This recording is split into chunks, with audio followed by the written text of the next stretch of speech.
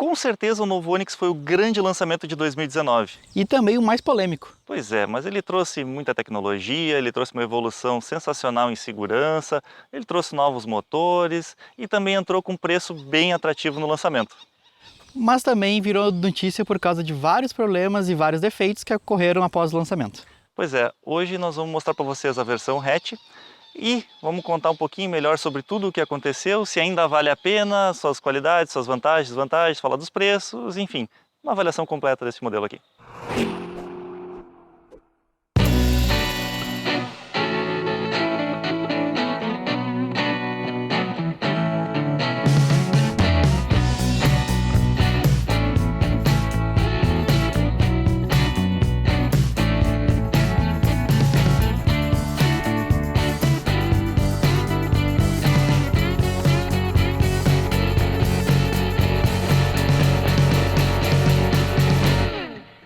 Apesar de todo o sucesso de lançamento do Onix em 2019, ele também ficou marcado por algumas falhas bem graves, como por exemplo os casos de incêndios na versão Plus. A GM fez um recall, o carro ficou um tempo indisponível na concessionária, não puderam vender. O lançamento do hatch foi atrasado em mais ou menos 20 dias por causa deste problema, mas hoje está aparentemente tudo normalizado.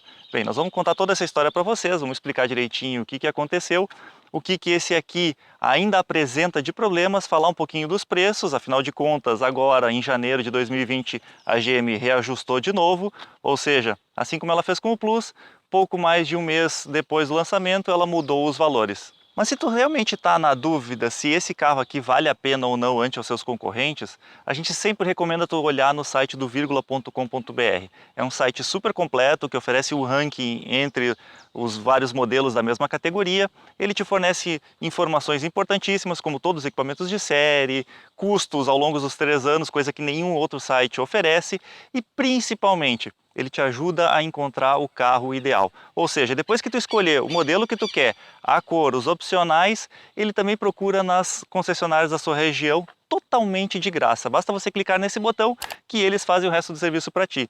E na maioria das vezes a gente nem sabe, mas perto da nossa região tem muitas concessionárias que a gente não conhece. Deixa que os caras são especialistas e eles fazem isso sem custo algum.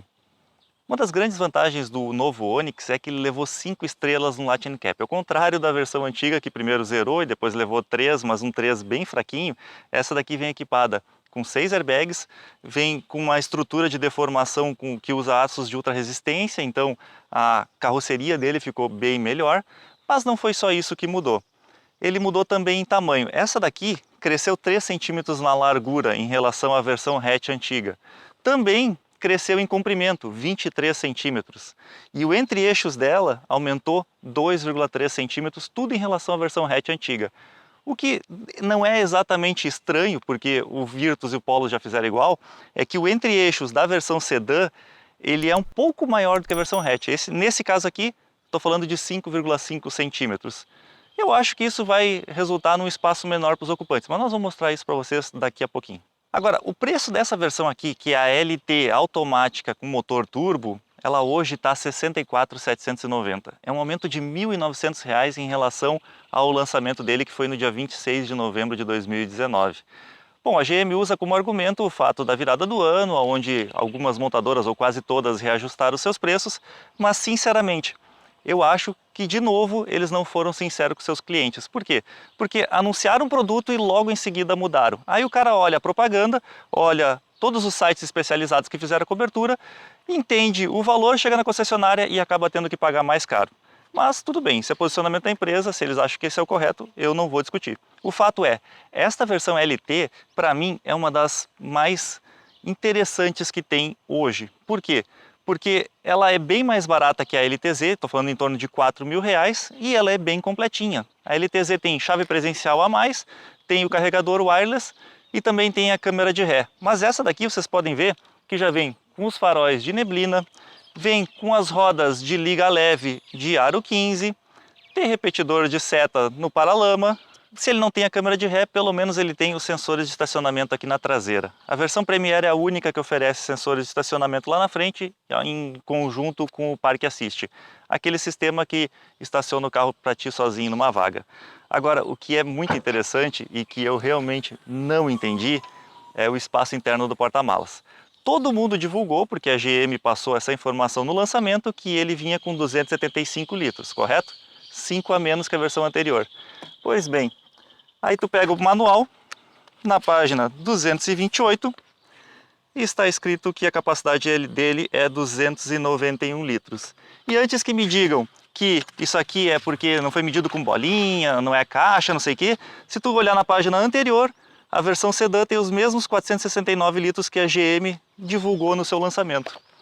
Agora, o fato é o seguinte, esse porta-malas, ele é muito bem acabado. Ele é todo acarpetado, ele tem o banco rebatível, ele tem luzinha interna e ele tem um step do tipo temporário.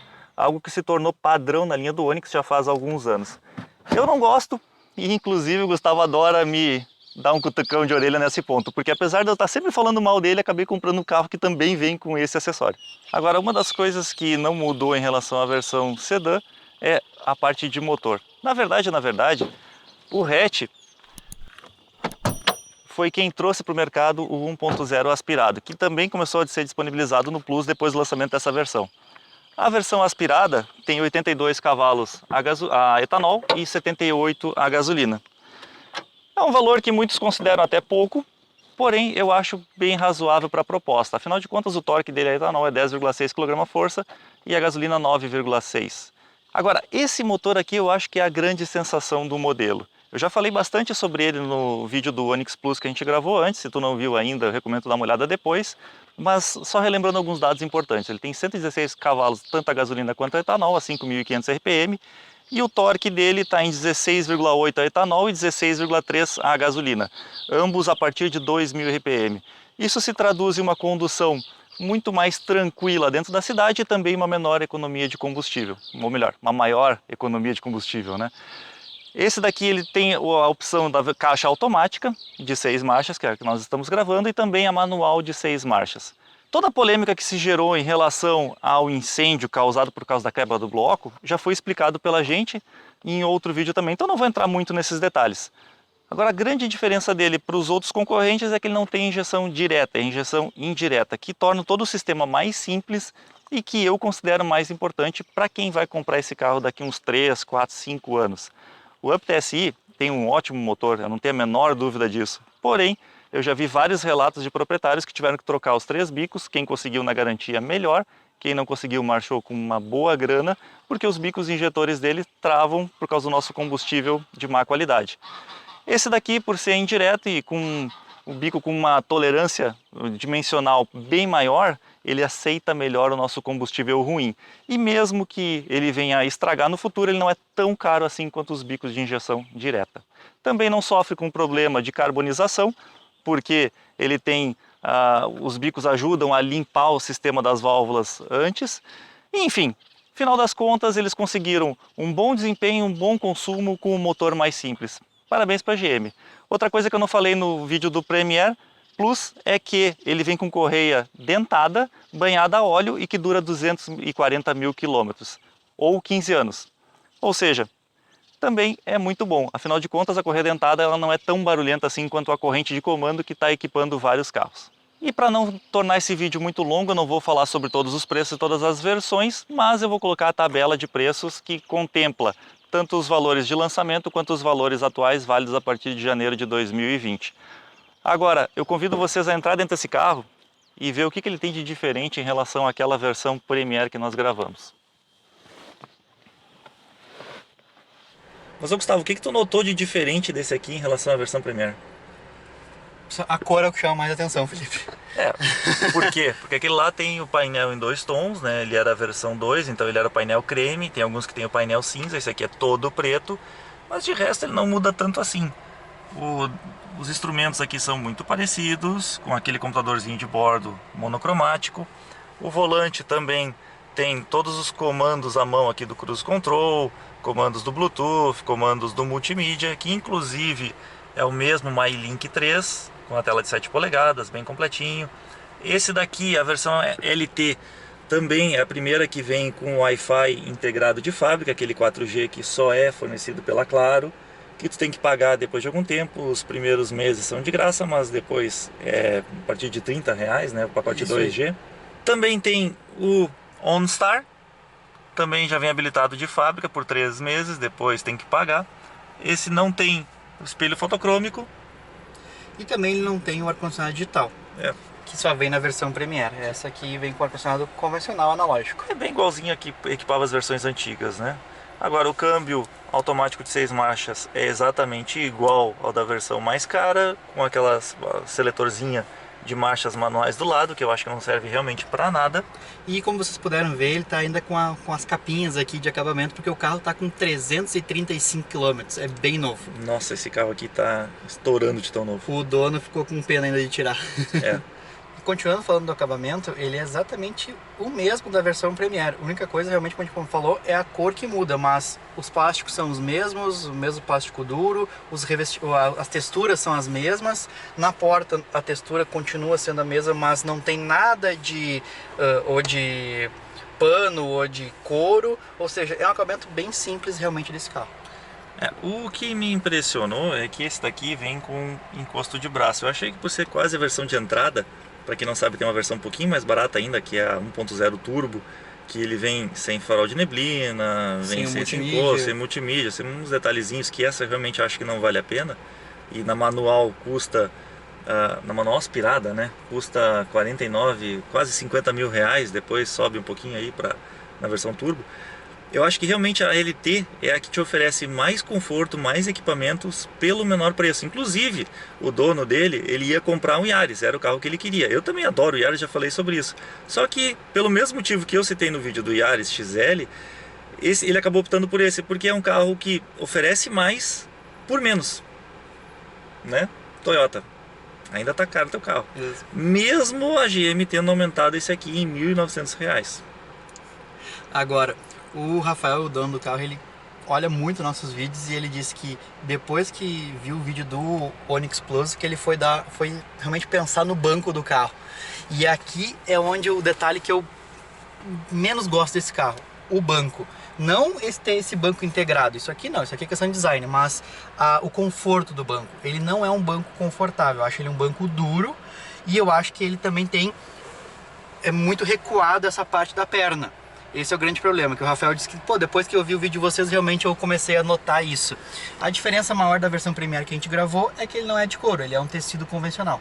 Agora, deixa eu ser sincero, né, cara? Eu sei que a tua percepção é diferente da minha e é por isso que o nosso canal é a opinião sincera. A gente discorda em alguns pontos, mas isso é legal. Eu achei esse banco aqui melhor do que a versão Premier. Eu não consigo identificar essa Cara, diferença. eu percebi, ele é mais macio, ele continua sendo curto, mas ele é mais gostoso de andar. Por isso que eu sempre digo, eu prefiro banco de tecido, cara. Eu acho. Será que não é o couro, deixa mais duro também? Pode ser, até porque não é um couro, né? É um tecido sintético, né? E eu não mostrei isso lá fora, mas esse carro aqui tem uma chave do tipo canivete. O que deixou um pouquinho chateado o dono dele é que é só a principal, a reserva é uma chave do tipo comum. E ela não tem o botão de Start Stop, que vem disponível a partir da versão LTZ. E eu me compliquei o horror aqui para ligar esse carro, mas tudo bem. O que ele tem, que já era de se esperar, é o espelhinho de cortesia em todos os espelhos, mas ele não vem com nenhum tipo de iluminação. O que eu acho bem legal, e é por isso que ele está apitando tanto, são os avisos de falta de cinto.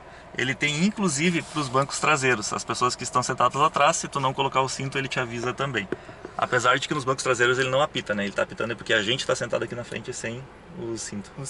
Bom, mas ele também tem o resto do básico, né? Que é os 4 vidros elétricos, retrovisores elétricos, direção elétrica, né? Aquilo que a gente esperava. Por isso que eu digo, cara, pelo preço desse carro hoje, eu acho que essa versão LT aqui é uma versão muito boa. Ela vem realmente bem completinha, muito bem equipada, não vem com tanto equipamento que eu chamaria mais de firula, né? Porque aquele Park Assist e outras coisas tu acaba nem usando.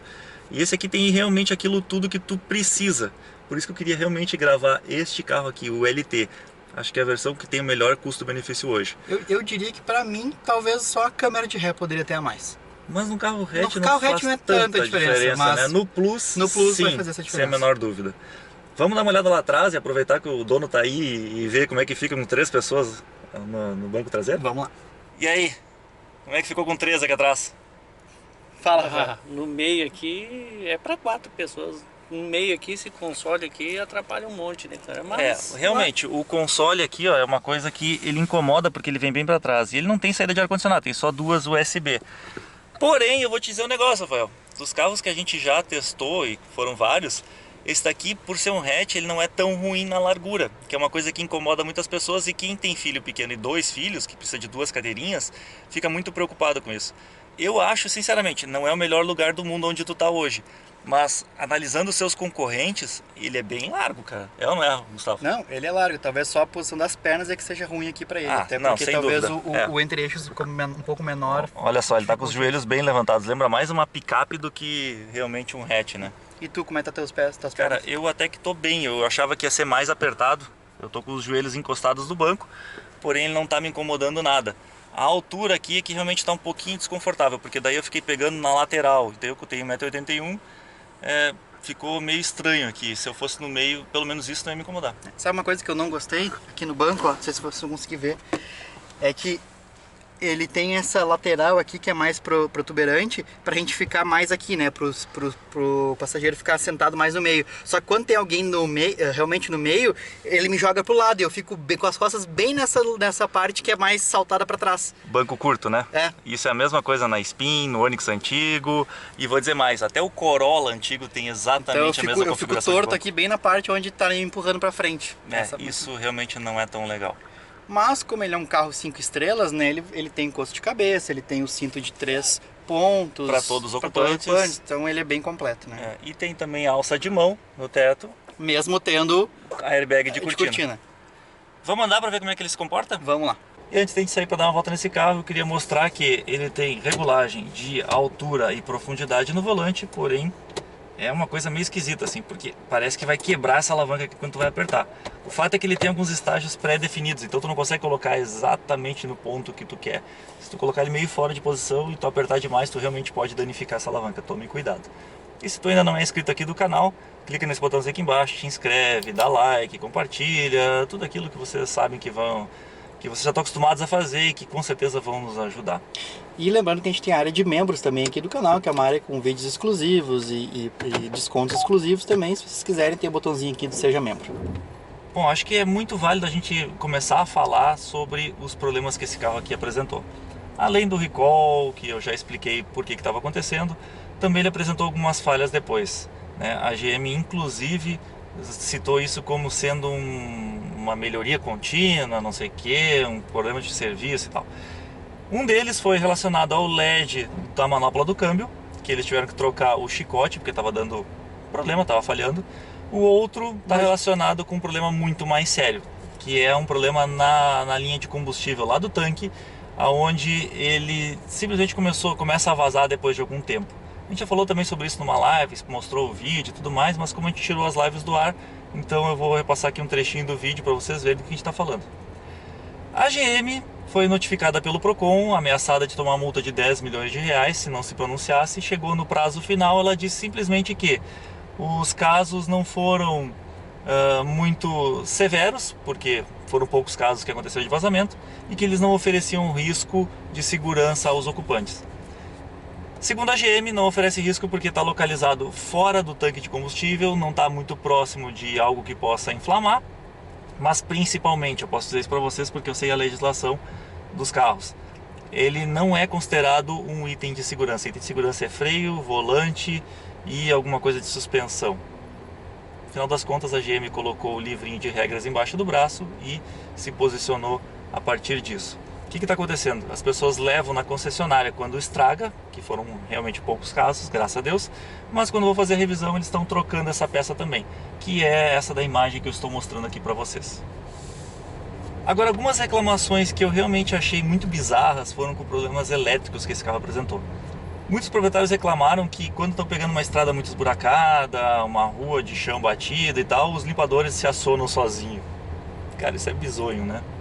Eu vi um também que os limpadores estavam se acionando mesmo sem chuva. Pois é, Outra coisa que eu vi reclamações foram nos sensores traseiros, enfim, vários desses probleminhas pequenos. Até o MyLink resolveu falhar, algo que é totalmente consolidado na linha da GM. Bom, eu acho que isso não é tão relevante assim, por quê? Porque os casos foram realmente poucos, apesar de incomodar quem comprou.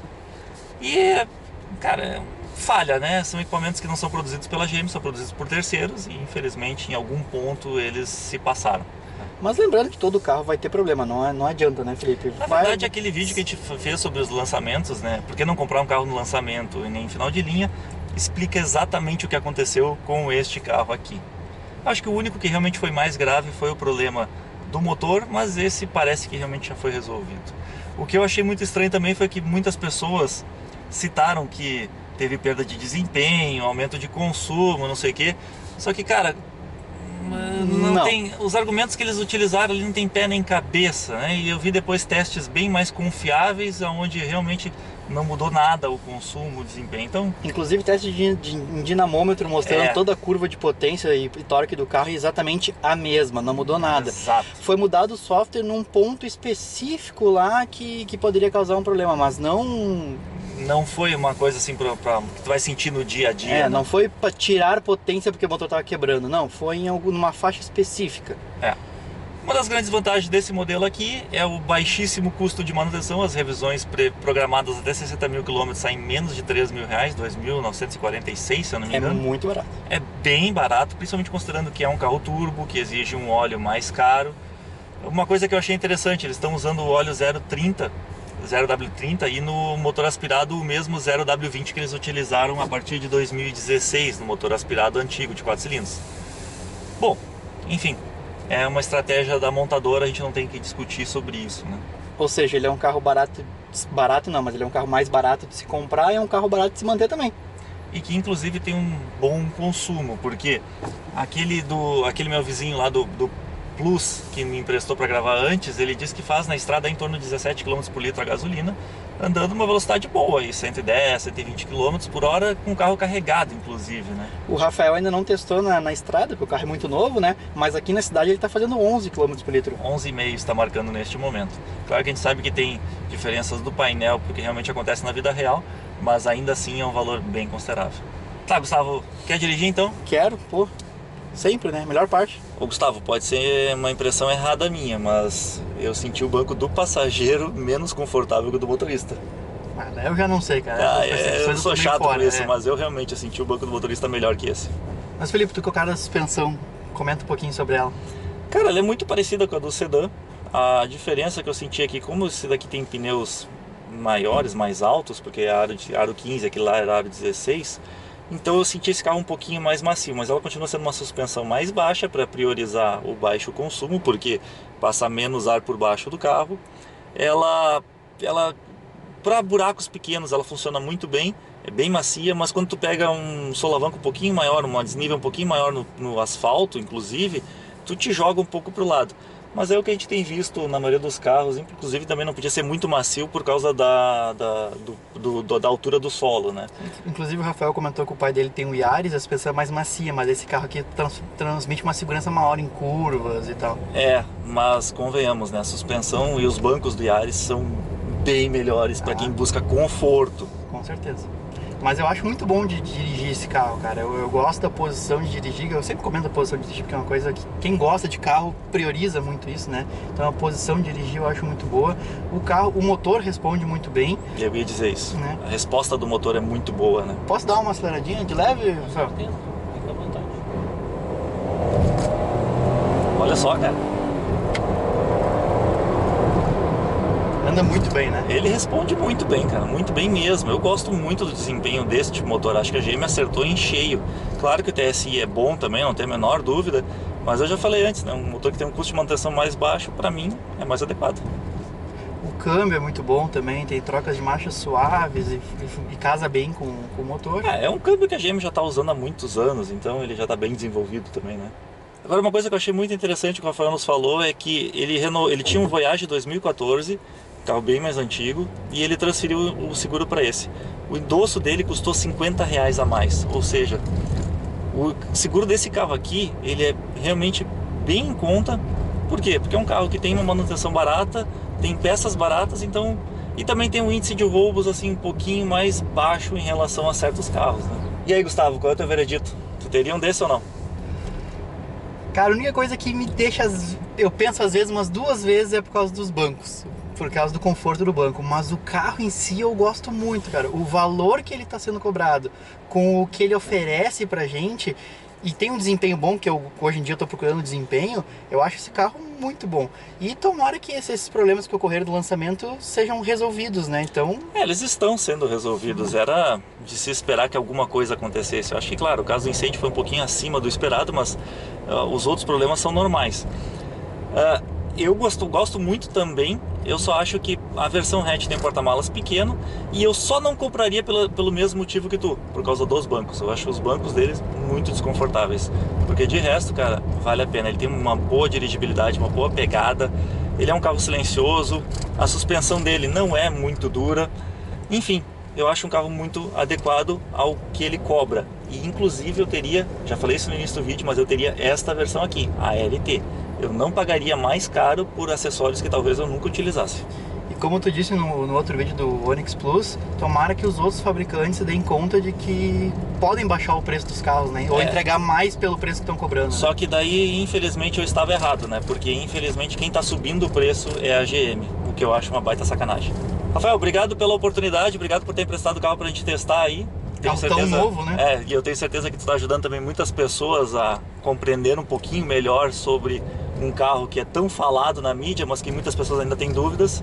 E se vocês tiverem mais alguma dúvida, uma pergunta, por favor, faça aqui embaixo nos comentários, na medida do possível a gente vai responder. Se vocês tiverem alguma experiência com o carro que a gente não falou, também deixa aqui, porque muitas pessoas leem comentários em busca de mais informações. Valeu, galera! Valeu, pessoal! Com certeza o novo Onix foi o grande lançamento de 2019. E também o mais polêmico. Pois é, e eu me esqueci o que eu ia falar. O que eu ia falar? Ah, tá, lembrei. Patinho, patinho, só não te gruda na minha perna. É só o que eu te peço. E aí, Gustavo? Eu ia falar, Rafael. Eu sou o Gustavo, tá? É, prazer. Conhece há pouco tempo? Prazer, não te conheci. Mas, tchê, se tu aguentou até aqui é porque tu deve ter gostado desse vídeo, né? Então não esquece de dar teu like, compartilhar ele, mostra pros teus amigos e te inscreve aqui no canal. Nós também temos o Instagram, onde a gente coloca fotos diversas, coisas que a gente está gravando, coisas que não costumam vir aqui pro YouTube. Tem a seção de membros, onde também tem assuntos específicos, conteúdos exclusivos e a nossa página no Facebook. Esperamos vocês lá.